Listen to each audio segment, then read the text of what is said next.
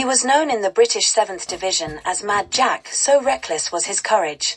He won a military cross for bringing back a wounded lance corporal under heavy fire from almost in front of the German trenches.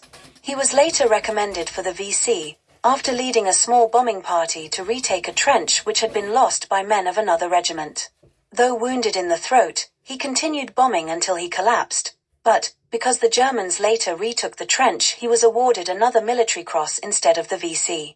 But the classic, maddest exploit of 2nd Lieutenant Siegfried Sassoon, Royal Welsh Fusiliers, was when he captured a German trench single-handed after men of the Royal Irish Fusiliers had failed to take it the day before.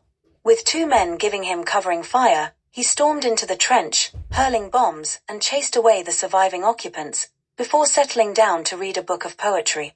Instead of signaling for reinforcements, he had a good read, then sauntered back to the British lines, failing to report to his colonel. The colonel was furious when he heard about the exploit, having delayed an attack because he had been told that British patrols were out in no man's land. The patrols were Mad Jack Sassoon, equipped with bombs and poems. "You'd have won a DSO, Distinguished Service Order, if you'd shown more sense," roared the angry colonel.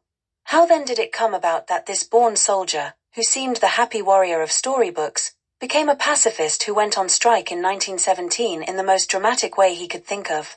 Siegfried Sassoon, 1886 to 1967, lives on today as one of the greatest of all war poets, but the story of his startling breaking of the rules is as remarkable as any of his biting anti-war poems. To understand it, one must realize 2 things. The first, that Sassoon was basically a sensitive and kindly poet who hated suffering and injustice, and the second, the state of Britain in 1917. The terrible First World War had been grinding on for nearly 3 years. The Western Front, the long line of trenches stretching all the way from Flanders and northern France to the Swiss border, was a nightmare of death and destruction, mud, rats, and total stalemate. An advance of a few hundred yards was often hailed as a victory, even if 100,000 men had been killed or wounded in the bloody process. There seemed no end to the struggle, with no sign of a decisive final victory. The soldiers on either side who endured all this were mostly ordinary men, valiant because they could face the horror and the pain, the frontal attacks against machine guns, and sometimes uncut barbed wire, and the day-by-day life in the trenches before and after attacks. They were men apart, for people at home understood nothing of conditions at the front, and neither did the generals and their staffs, few of whom ever visited the front line, unlike their successors in the Second World War. In the 1939-45 war, things were different because millions of civilians found themselves in the front line, with bombs raining down on them. And they understood at least something of what the troops endured. But in 1914-18, a few air raids by Zeppelins apart, civilians, for all the horror of the long casualty lists, viewed the war in terms of honor, glory, heroism, and patriotism. Everything German, even German music and, unbelievably, German breeds of dogs, was detested, yet the enemy were not the beasts the Nazis were.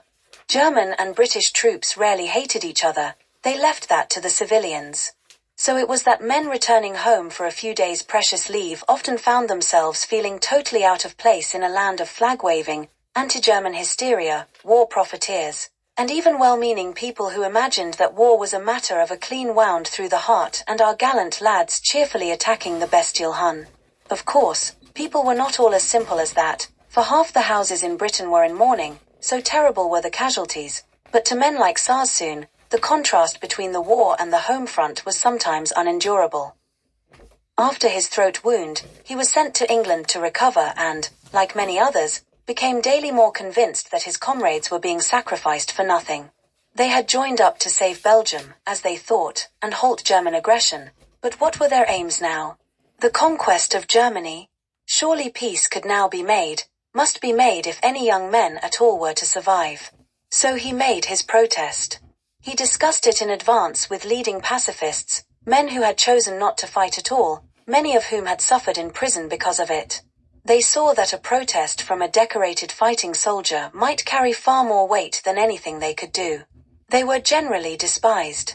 Sassoon wrote a declaration to his regimental colonel in England, with a copy for a friendly MP to read out in the House of Commons.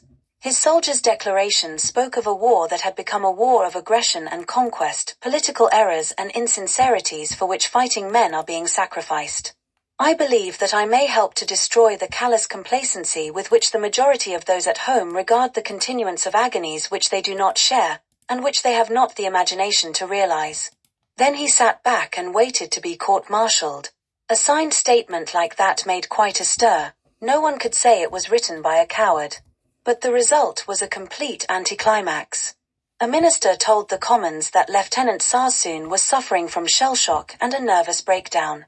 The only gesture left to him was a personal one, born of frustration.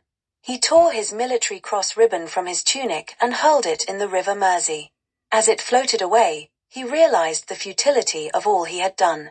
He had broken the rules to no purpose. So he returned to the war and waited to die like most of his friends before him, but instead he was wounded in the head, and survived to write some of the most savage anti-war poems ever written, the more deadly because unlike stay-at-home poets, he knew, as did the other soldier poets of that war, what they were writing about. His gesture had not been in vain, for it cleared his thoughts. He had written good war poems before, now they were great ones. Few did more to expose the futility of the First World War, the war the Allies won, but at so terrible a price. Sassoon was never a true pacifist. He knew that Hitler had to be destroyed in the Second World War, but as much as anyone in our century, he rammed the message home of the horror and pity of war, killing the old myth that it was a glorious affair of banners flying, drums beating, and simple heroics.